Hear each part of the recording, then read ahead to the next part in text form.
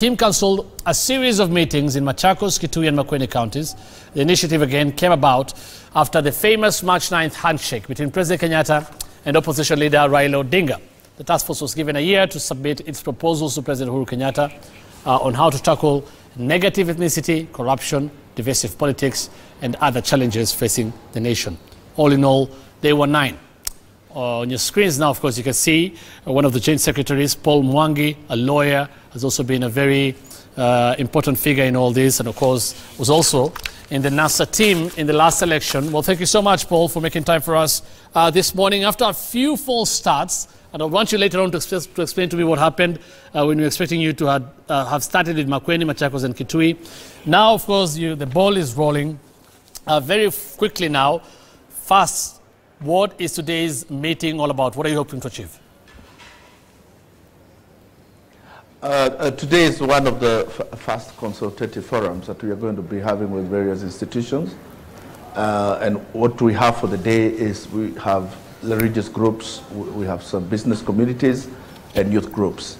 So this morning we shall be beginning the program with the Supreme Council of Muslims of Kenya. And then after that we shall be having the Evangelical Alliance of Kenya, and we shall also have the Hindu Council who have confirmed their attendance. When that is done, we shall be sitting with CMD, which is the Center for Multi-Party Democracy, which we hope will give us the various positions of political parties before we eventually get to meet the parties themselves. In the afternoon, we shall be meeting with KEPSA, and with the Kenya National Chamber of Commerce, and we shall end the day with 2 youth groups, one Governance Watch and the Kenya University Students Association. That is the program that we shall have today. But this will be the first of several consultative forums that we do hope to have with various institutions. Right. I mean, it's already looks like you have a busy schedule ahead of you today. But very briefly first, you're talking about these groupings that are representing Mwananchi. Is that how you're going to approach this? Through institutions and through organizations that represent Mwananchi? Or are you going to, at some point, have direct, engagement with Kenyans? We shall be alternating between talking to institutions and to the public generally. We cannot ignore the fact that institutions have set positions on some of the things that we are addressing, because these institutions have been there to address those problems even before we were set up. So we would want to take from them the history of what has been their experience and their own views, that given such a platform, what would they have done themselves to sort out the problems that we have.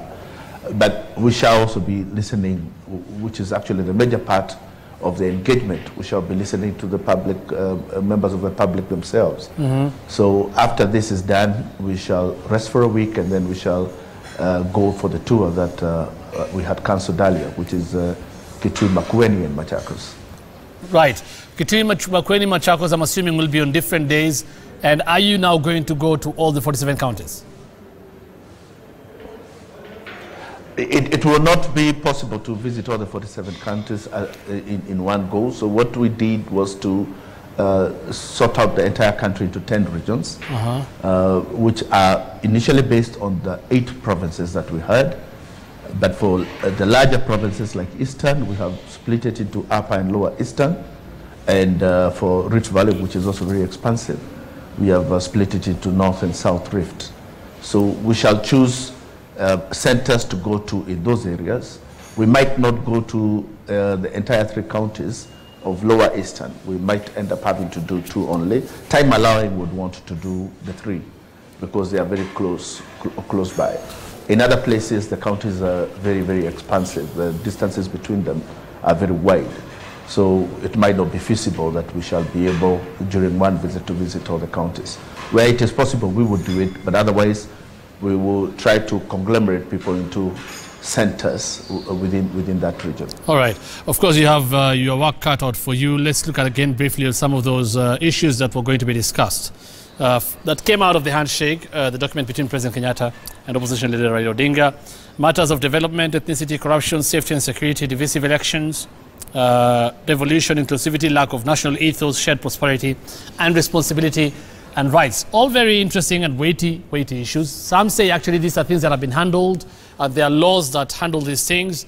But, well, be that as it may, the initiative is going on. But my question would be, there's talk of a referendum, and people are already saying a referendum is inevitable. Almost preempting what you're doing, Paul?